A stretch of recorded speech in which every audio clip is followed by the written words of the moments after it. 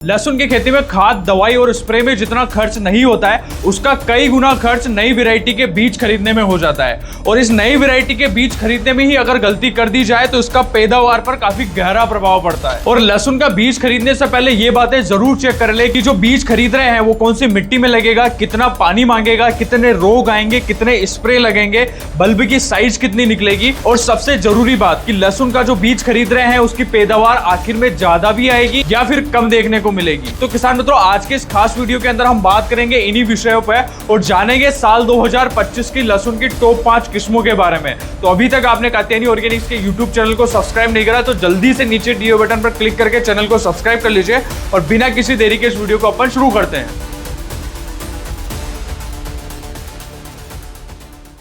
किसान मित्रों, लहसुन की जो बुआई है ना वो पूरे देश भर में चालू हो चुकी है और आपने भी बीज खरीद लिया होगा।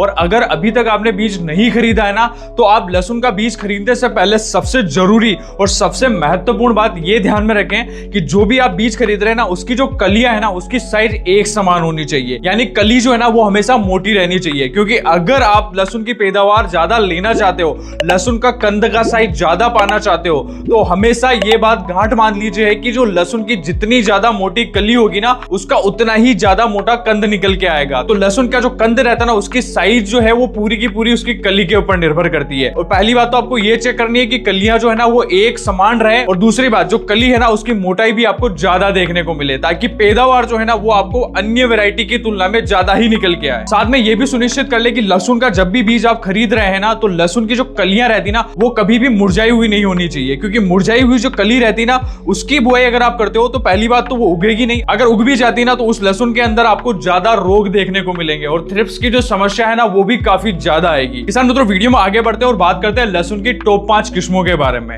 वैसे तो किसान मित्रों लहसुन की काफी ज्यादा वैरायटियां आती है और ज्यादातर जो वैरायटियां रहती है वो किसान अपनी देसी जो किस्म है ना उसी को लगाना पसंद करते हैं। लेकिन लहसुन की कुछ वैरायटियां हैं जो काफी अच्छी पैदावार दे सकती है और उनमें सबसे अच्छी और सबसे बढ़िया जो पैदावार देने वाली तो ज्यादातर किस्में है ना वो NHRDF ने विकसित करी है। NHRDF का मतलब होता है national horticulture development and foundation. ये वाला जो बोर्ड है ये ज्यादातर लहसुन की वैरायटियां विकसित करता है। जितने भी G1 है, G2 है, G282 है, G50 है, ये वाली जो वैरायटियां है ना ये इसी बोर्ड ने विकसित करी है और इसी बोर्ड के द्वारा विकसित की गई हमारी पहली वैरायटी है G2। किसान मित्रों, लहसुन की जो G2 किस्म है ना इस वैरायटी को आप उन क्षेत्रों में लगा सकते हो जहां पर आप हर साल लहसुन की खेती करते आ रहे हो। और ऐसी कंडीशन में क्या होता है ना, जहां लहसुन की खेती हर साल करते आ रहे हो ना वहां पर पैदावार धीरे करके पैदावार कम होती जाती है। तो ऐसी कंडीशन पर ये G2 जो किस्म है ना ये आपको लहसुन की जो पैदावार है ना वो ज्यादा ही देखने को जाएगी। तो अगर आप लहसुन की खेती कर रहे हैं और लगातार उसी खेत के ऊपर लहसुन बुआई करना चाह रहे हो ना तो ये G2 जो किस्म है ना इसकी पैदावार में आपको कमी देखने को नहीं मिलेगी।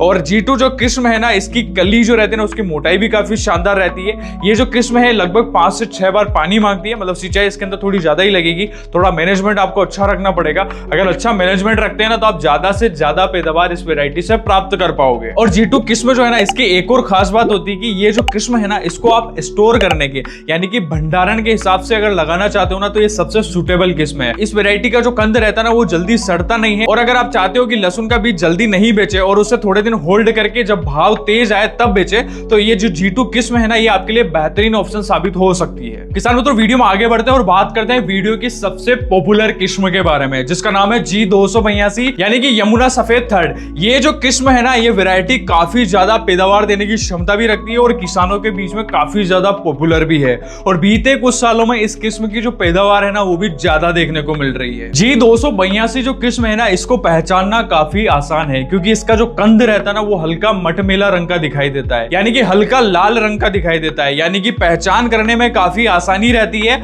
और इसके एक कंद के अंदर आप देखोगे कलियों की जो संख्या रहती है ना वो लगभग 15 से 16 देखने को मिलती है। और समय अवधि वैरायटी जो पक्के तैयार होने में जो समय लेती है ना वो लगभग 120 से 140 दिन का समय लेती है। तो ज्यादा समय भी नहीं लेगी, जल्दी भी पक के तैयार नहीं होगी, कंद भी मोटाई में ज्यादा निकल के आएगा।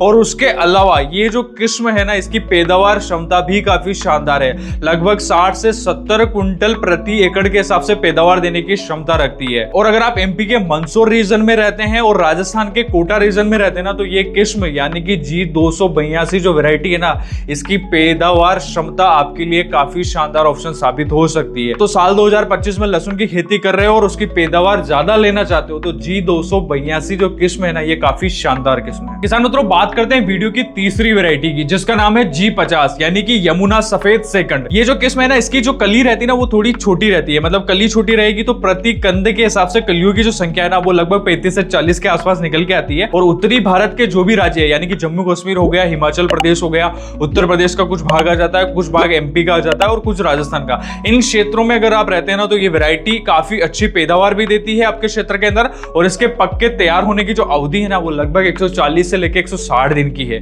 मतलब कि थोड़ा टाइम ज्यादा लेती है लेकिन पैदावार आपको काफी अच्छे निकाल के देके जाएगी। तो अगर आप इन क्षेत्रों में रहते हैं तो G250 भी काफी शानदार किस्म है, इसका भी चयन आप कर सकते हैं। किसान मित्रों, वीडियो में आगे बढ़ते हैं और बात करते हैं वीडियो की चौथी वैरायटी की। ये जो वैरायटी है ना ये किसानों के द्वारा विकसित की गई है और इस वैरायटी का नाम है रियावन सिल्वर। इसका जो कंद रहता है ना वो बिल्कुल आपको सफेद रंग का दिखाई देता है, सिल्वर यानी कि चांदी के रंग जैसा दिखाई देता है। उसी कारण इस वैरायटी को रियावन सिल्वर के नाम से जाना जाता है। इसका जो कंद रहता है ना उसकी कलियां जो रहती है उसकी मोटाई काफी ज्यादा देखने को मिलेगी। एक कंद के अंदर आप कलियों की जो संख्या देखोगे ना वो लगभग 15 से 16 देखने को मिलेगी। और इस वैरायटी की सबसे खास बात है कि इसका जो रेट रहता है ना वो आपको ज्यादा ही देखने को मिलेगा। जब भी आप इस लहसुन को मंडी में बेचने जाएंगे ना, इसका भाव आपको अन्य लहसुन की किस्में जो रहती है ना उससे ज्यादा ही देखने को मिलेगा। तो रियावन सिल्वर जो किस्म है ना ये किसानों के द्वारा विकसित की गई है और इसकी जो पैदावार क्षमता है ना वो भी काफी शानदार है। तो अगर आप लहसुन की ऐसी वैरायटी ढूंढ रहे हो जिसकी पैदावार भी ज्यादा देखने को मिले और उसका रेट जो है ना वो भी ज्यादा मिले, तो रियावन सिल्वर जो है ना ये वैरायटी भी आपके लिए काफी अच्छा ऑप्शन साबित हो सकती है। किसान मित्रों, बात करते हैं वीडियो के आखिरी और पांचवी किस्म के बारे में, जिसका नाम है ऊटी फर्स्ट। ये जो किस्म है ना, ऐसा कोई भी किसान नहीं है जो लहसुन की खेती कर रहा हो और इस वैरायटी के बारे में नहीं जानता हो, क्योंकि इस वैरायटी का जितना नाम चलता है ना उससे कई गुना ये पैदावार देने की क्षमता रखती है। यानी कि जो वैरायटी है ना इसकी पैदावार क्षमता भी शानदार है